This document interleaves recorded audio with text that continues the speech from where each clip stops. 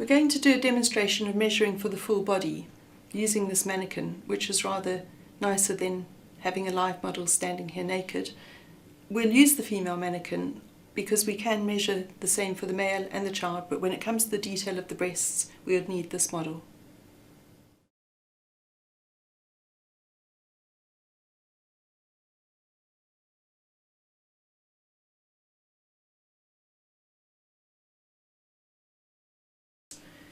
Now, one of the first things I always need to point out is to use a good tape measure, one that doesn't have an extension beyond the first number. And we often use the retractable ones, but of course when you're measuring a patient that you do need to worry about infection control, you would probably be using the paper tape measures that are disposable. But in this instance, I'll show you on a normal tape measure. And the other thing that we recommend is that you also use an eyeliner, because you'll find that it's helpful to mark the body where you plan to measure, and also then you can go back and see where you have measured. So I'll go through the process of measuring the upper body first, and although it's all drawn on this sheet, I realise that people may find it baffling, and that's why I'm going through the process trying to make a helpful method of measuring the body. And obviously each thing may be a bit more difficult in the clinical situation, but I'm hoping that this will be helpful.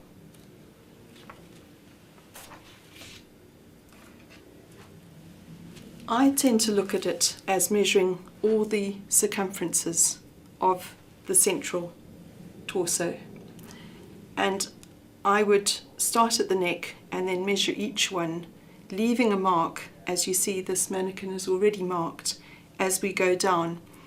And these measurements will apply to measuring a man, a child, and then we'll come back later to the specifics of measuring a woman's breasts. So while we're just thinking of it in the basic measuring a male or a female or a child, we'll just go through the steps in order. And each measurement that you see on this sheet, although they look like straight lines, they will be circumferential. And then we will need the measurements between them to construct the pattern, which is why if we've left a mark, we can then go back for the distances. So my first measurement is logically the neck. Now, generally it's easier for a patient to stand so that you can get the tape measure around them. There are times when you have to measure them lying down, there are times when you have to measure them sitting down, but people tend to crunch up when they're sitting and you tend to get different distances. So if possible, and to try and make it as short as possible for a patient to stand, because if they're injured they do find it difficult, but then you're able to get a better measurement. So the first measurement would be around the neck, and generally try and pull, or at least place, the tape measure where you're going to be able to read it easily, so you're not actually dragging the tape measure on the skin. So you place it where you can actually measure. And in this instance, you'll notice I'm measuring the neck at what is probably a higher point than you would expect. You might think I would be measuring it on the collarbone because that is where the vest is actually going to sit, but this is why I'm actually showing you that measuring it on the neck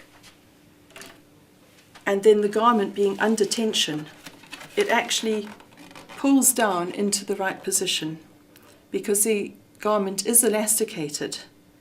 And what we do is we want to know the minimum that neck could be, and we don't make any reduction on the calculations for the pattern, and therefore it's pulled down. Now you'll notice I also have 3 marks on this elastic, because when I've measured that distance, I don't reduce it, but I divide it by 3. And the reason is, you'll see that one measurement, 1/3 is usually the back of the neck, and the other 2/3 form the neckline from side to side. And I just find that that's the easiest way to explain it. When you're measuring, you're not actually bringing the tape measure right down on the collarbone. Because if you do, we'll end up with a neckline that stretches as the garment is under tension, far too far down. And this mannequin is actually damaged in an area where many children are burned and many patients are injured that require pressure garments, and it's actually the hardest place to achieve the pressure, but a high neckline and shoulders is essential to get the contact and the covering across that area. So that's why measuring the neckline high is the first thing I need to mention and discuss and explain. To take the axilla measurement, you ask the patient to raise their arms and you pass the tape measure around the chest, right below the armpits, making sure that the end of the tape measure is where you're going to be able to see it. And then you ask the patient to lower their arms again so that the tape measure shows just where the armpit needs to be. And then while the tape measure is still on the patient, you take the eyeliner and mark just above the center of the tape measure, right below the center of the neckline. And then you also measure either side below the side of the neckline. These marks will show you where to measure from the center of the neckline to that axilla mark for the center of the neck measurement, and from the sides of the neckline to that mark for the two distances that are vital for making a vest pattern. Then you can move on to the next line, and whether it's a child or a man, you can usually go straight across the nipples, but on a female it is harder. So you just make that mark on the man or the child as to just where you've gone across. On a woman, you would make the mark that is just where the breast drops away. And then you'd record the measurement, and again you'd have left the mark. The next line, which is under a woman's breast, or on a man under his breasts, if you can see a breast, across the rib cage, you once again would make a mark and record the measurement on the paper. And then you'd probably have to decide just how far you were going with this garment, how far you needed to go, and you might mark your datum point. It's much harder, of course, on this mannequin, but you notice that that datum point is easy enough. It's the natural waistline, and it is the one just above the navel, which you'll probably look at quite carefully on this piece of paper. And if you mark that position and record the measurement, you can then decide how many divisions you want between there and there. And in this case, we have 2 divisions. And so I would halve that measurement, which at the moment is 16, and so I would decide it was 8. Now on a child it wouldn't be 16, it would probably be 10, and then you'd have 5 and 5. And then I would measure, as you imagine, without knocking the model over, on that measurement. Now that would be, if I am beyond the scar adequately, that would be a good place to stop, because it is the natural waistline, and it would grip, in this case with the woman's waist being significantly less than elsewhere, it would grip. Whereas if we needed to go further, we would have to travel further down and once again decide where it ended, make the marks and measure on those marks. But once you're going further out, you're going to flare for the hips, and you may well have the garment lifting, although of course that's when we put a silicone elastic on to grip. But in each case, once you've done the circumferential measurement, starting logically at the neck and working down, you then go back and do the distances between each of those horizontal lines. At this stage, you may be able to say to the patient they could sit down, because then you would start working on the arms. And with the arms, as is shown on the measuring form, you would take a diagonal, which would be the line of the raglan of the sleeve, and you'd take the tape measure diagonally, being aware that pulling a tape measure in someone's armpit can be uncomfortable.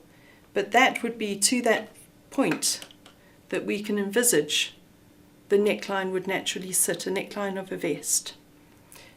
Not quite where we measured and not quite where we measured, but that's where it will drop to and sit in order to give coverage of shoulders and chest and axilla when you're treating those areas. So that would be your diagonal, and then this would be the measurement right over the top of the sleeve, the top of the shoulder, as is measured there and written into that box. And now this one is where you start travelling down the arm, and that would be from that very same point, and it would be horizontal. Now it's a little hard on this lady because she is slippery, but I would mark that and record the circumferential measurement, and then I would record the next circumferential measurement. And with the arm at right angles as she has it, you can see that it wouldn't travel onto the apex of the elbow, so I would mark there, and then I would divide that distance, which is 18, and if we're going to use all the boxes, you'd see that I would probably use 3 of those boxes, because we're not quite on the elbow, we're actually where the elbow creases. So I would divide that 18 quite comfortably into 3 lots of 6.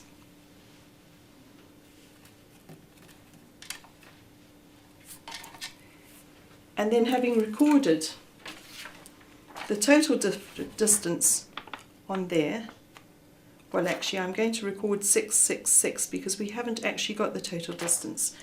The total distance is actually going to be from there to the elbow, which is actually 24, conveniently another 6. So we've got 6, 6, 6 and 6. Then I would measure each of these circumferential measurements as if we were taking a cross section through the arm, and I'd record each of those, and then I would have to record the elbow. Now once again, when we're travelling down the forearm, if we are taking the garment down, I would then take another mark from there and realise I was heading for the wrist, and take another mark at the wrist. As well as recording those circumferential measurements, I've now conveniently got 20, and I will go quite comfortably into 4 lots of 5.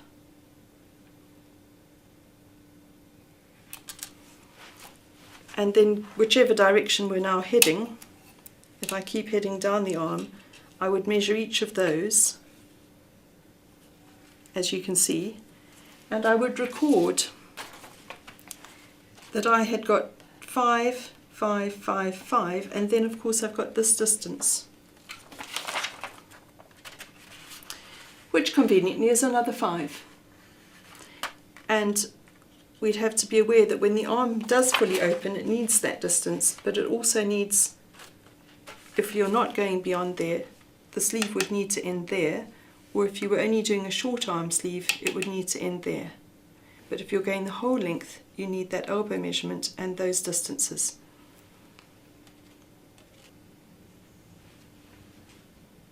It needs to be pointed out that although we may be finishing the garment at the wrist, which measures 14, we do need to get the hand through that sleeve all the way down, and it's usually important for the pattern maker to know the width of the hand. Now it would be the hand including the thumb, so it's not the normal measurement you take for a glove, it would be that entire hand, which is 23, whereas without my thumb I probably measure about 20, but I have to take my thumb through that sleeve which goes back down to 14 would have to open up with the zip so that the hand can travel through the sleeve and then be closed back down to be snug at the wrist. in order to anchor the sleeve so it doesn't slide around and gives tension to whatever area of the injury you're treating. When looking at a female vest, imagine that it would be a normal vest just covering the chest as with a man or a child, but we need to accommodate the breasts. So what we do is most of the measurements are the same apart from the ones that specify exactly where the breast cup needs to be located. And imagine you take the vest and you cut the garment just across the crest of the breast, and then you produce a cup that fills the gap that would occur if you cut that seam, and then you have to fill that gap, and those will be the measurements that we take to define the breast cup. Particularly for the breast measurements, which is identified by the dotted line on the measurement sheet and then has a specific box for female breast extra measurements beyond what you'd normally do for the man or the child. This mannequin's been drawn up with all the measurements actually on her so that you can see that what we're trying to achieve is seeing exactly where that breast needs to break through the garment and then be contained and accommodated by a cup. So having defined exactly where the neckline and the axilla are, we then need to look for where the breast actually breaks away. That's where the flesh starts protruding away from the rib cage, and that would be a significant point. So you may have measured from the collarbone to the axilla line, and then that one would generally be where you'd measured across the nipples, but it's hard to say across the nipples because some breasts, because the patient is naked, will have sagged or distended with size, weight or age. But it's this particular mark here that is significant as the breast breaks away. And then to get the next measurement, which is under the breast, you actually need to ask the patient to cup their breasts and actually lift them with both their hands so that you can find the place where the skin comes away from the chest, and that's where you make your next measurement, right under the breast, and then you need to make that mark, and that's the mark that once again you measure between that one and that one. Those two are vital because they will define just where that cup is going to be inserted. And then you need to have this measurement, which goes again from that edge of the neckline on the top of the shoulder to the breast. Now, the breast cupped, not the breast left down. The breast cupped, but not uncomfortably cupped, not brought right up unnaturally, just cupped so that you could see the crest of the breast. It may be a nipple, it may not actually be a nipple, but the fullness of the breast, and that's that measurement there. And you could do it on both sides because they may not be the same. So those measurements are important, and then the next measurement would be while the patient is cupping. It's a little bit awkward, but try and see the fullness of the breast, because some breasts will be very full and others will be quite simple to measure, and that's called the rise from the rib up and around the fullness of the breast to that area that you identified as the crest of the breast. And then of course you'd want to get the distance between those areas. So having the patient still cupping the breast, you'd get an idea of what the distance is. And the reason, as seen on the vest, is that is where on a normal flat vest with all the other measurements having calculated the vest size and shape, you then have to cut away and insert the cup. And that is what's going to be needed to get the breast in the correct place. It is very awkward to have a vest and you'll find that the cups are down here or up there. You need to be sure and very aware of the fact that they're always a good distance down from the armpit. They can't be very high up and they can't be very low down. They do occur apparently between the 3rd and 5th rib.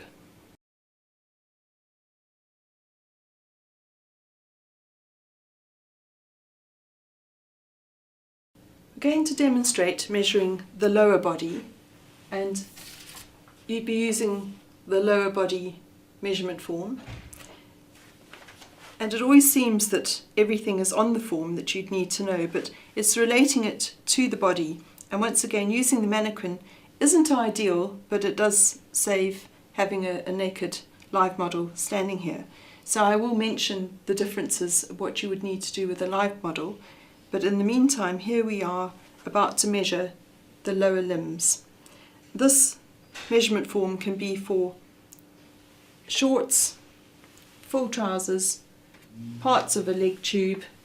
You'd use the same form, and I'll just run right the way through the measuring, and then you can decide how much of this you would use in the situation required for covering the scar and treating an area specific to your patient. So starting logically on a figure such as this model has, there's a distinct waistline and slightly wider hips. To anchor a garment, it's nice to have a garment actually into a smaller measurement like the waistline, and we'll measure down as if we were measuring for this particular body. But of course there will be many difficulties with the lower limb in that you're dealing with gravity and you're dealing with friction. When someone moves a knee, it wants to drag. And if a person is injured just on the thigh and you're using a thigh tube, you do have the widest measurement at the top and very prone to wanting to drop off. So you do have to get very good measurements and precise, and you do have to get a good strong sticky silicone elastic to hold a leg tube up. A lower leg tube likewise is often on the wider point, and even socks and so forth. They usually work better if they're anchored on the smaller measurement, but sometimes you do have to anchor them further up. So those considerations need to be made, but in the meantime we'll start with measuring the waistline as our first stage, and I'm not able to get around her waistline, so just saying that you take the measurement, and once again, as we've said before, you'd be best marking where you've measured. Now sometimes you'd mark in the centre of the patient, but very often you can mark on the side at this stage, down the hip. So I would have marked my first measurement there, and then the second measurement would be, and you can see as I'm crouched here, when my thigh is up into my hip, that is the lowest a vest can go, and it also is a significant datum point for measuring the lower limb garments. It will be where the person bends. And so that particular point there, which almost looks like, and she's got a convenient mark like the panty line, would be a significant mark. So you would measure from the waist to that mark and divide it up into the sections required. Now in this case it looks like we have 3 sections there, and I have 14, so I'd probably put a 4 and then a 5 and 5 and actually mark those distances in first. I know sometimes I say make the circumferences and then measure the distances, but in this case you know where you're heading for and you can divide the sections up more simply, deciding where you're going to measure, making your marks and then measuring on those points. So in that case I'm coming across the pelvis there and I'm going across the tummy here. Now this is often a bit tricky to get the tape measure straight, particularly in this case, because you've got the buttocks wanting to slide it in. So looking from the side like this, you can see when you've got it horizontal to the ground. And having made those measurements and written them in, we're now going down the separate individual leg. The first measurement going down the thigh will be to that hip joint that we've already marked, and that would be written in on the diagonal mark. And that particular mark there will then also be noted against the first horizontal measurement, which is as high into the groin as you can go. That first horizontal measurement you'd need to check that distance onto the paper, and then you can start going down as far as you want to go. Now, if you're doing just the thigh and wanting to stop above the knee, you make your mark, and then it's usually best to divide that mark up. At the moment I seem to have 32 centimetres. Once again, always measuring in centimetres. I divide that into the 4 sections that we have on the paper, would be 8, 8, 8, and I can happily start measuring each one circumferentially and trying to keep the tape measure horizontal, looking at it as we go from the side. It's a lot easier than when you're on the full torso to go down the leg and looking at each cross section and recording those measurements into the appropriate boxes, going down the thigh. Now at this point you'll notice I've marked it on the front of the thigh because that starts to be the straighter edge rather than the curve of a thigh or the curve of a calf. So we start to go down the front of the leg. If we are now going the whole length of the leg, we go right across the knee at the point where the knee would bend, and then once again below the knee, and after recording the circumferential measurements you'd be able to record the distance across the knee. That does change as someone bends, as I'm doing. You lose all the distance at the back and you gain some at the front, but our fabric does stretch in length. We don't ever remove any of the length in our calculations on a garment, but we do remove a component for the stretch, but the length is required for people to be able to flex and bend. And now you'd head down from just below the knee to the ankle.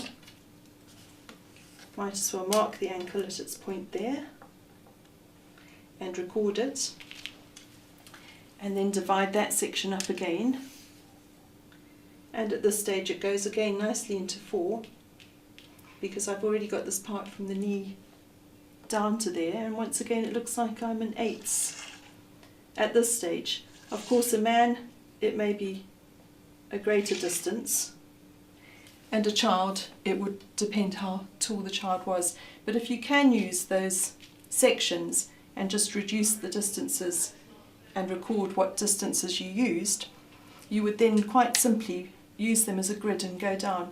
It also is a good time, if there is a particular area of injury, to actually plot it and mark it, because that would show the pattern maker exactly what was happening. Whether it seems to suddenly swell up or dip in, it might be because of the injury. And now this is the important part when you get to the foot, is that if you've got an ankle which is measuring only, now notice I need the centimetres, if it's only measuring 22 centimetres, how is the heel going to go through?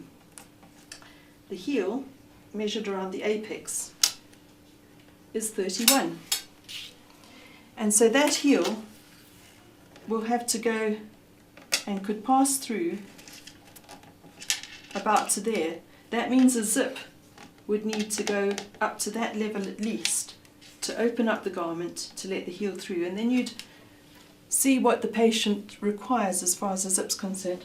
Very often a zip on the right hand lateral side if the patient's right-handed, or the inner leg of the left if the patient's right-handed is easier, and then they don't clash. Whether or not you want to avoid the injury and then put it on the inner side, you don't ever put the zip down the very front of the leg because it would then affect the ankle, the anterior of the ankle as the foot moves. It would always run down behind the malleoli. So the zips would run down that inner surface there and open the leg tube up to the height where the ankle can go through, which is why you need to record the size of the heel to go through that narrow ankle measurement, even if you're only stopping the garment here. So you may indicate that you're stopping the garment there, but that you've given the heel measurement in order to indicate the size of zip required. And if you're following through onto a sock, you do that as we've already indicated, turning the paper over, asking the patient to stand on the paper, and in fact you generally want them to be standing on the leg you're measuring with their weight on it.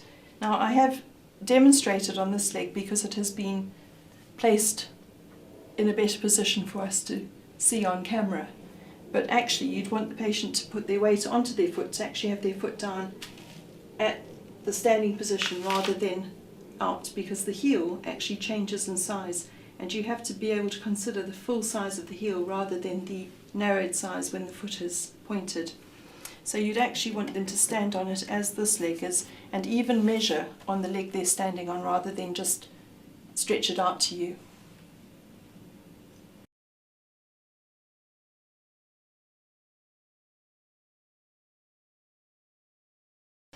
To measure the foot, you use the measurement form and turn it over so that you have the patient standing on the plain side, and trace the foot using a pencil or a pen in a vertical position. Try and go between the big toe and the second toe in case we need to have a separated toe gusset. Now, have the patient remain standing as you take the measurements so that you can write the measurements exactly where they're taken. Now that's the heel measured from the apex of the heel to the anterior of the ankle arch. This is the ankle being measured in exactly the same place on the anterior of the arch. And now you'd measure the arch on the very same place that you've measured the heel and the ankle, from the same point, and marking it on the paper as to exactly where it was measured. Move the tape measure along and measure the metatarsal flange, otherwise the ball of the foot it would be called. And that's at a slight angle, so it's marked again. And now we measure the big toe so that we can give adequate allowance to have a separated toe with a gusset. It gives a much better contact at the dorsum of the foot. This shows that measuring the ankle and putting a mark on the malleoli, the distance from that measurement to the floor is noted on the measurement form, and that is the distance up to the ankle measurement. And you'll notice that the measurement from the apex of the heel to where we measured the arch is usually the very same measurement. So you've got 9 centimetres there, and you'll notice that it's usually the very same 9 centimetres up, and that gives a square section that is usually used as an insert for a heel on a sock pattern. Although we've been using this model, it's not entirely fair to imagine that our patients are going to look quite this firm and lean. Generally, people have a more protuberant front, and very often they won't have this narrow waist. In many cases they'll actually have a rather loose abdomen, and they may want to anchor their trousers rather on the pelvic area, on the hips. And particularly men would often prefer, if it's not needed further up, they'd prefer their garment to sit here rather than travelling up to a wider area to sit on their pelvis. So we would probably just measure, and we would only be able to use that much of the garment, for instance, with an elastic there, and then we would produce a pubic pouch which allows access for general toileting on the male's garment. And so those measurements would all still be vital.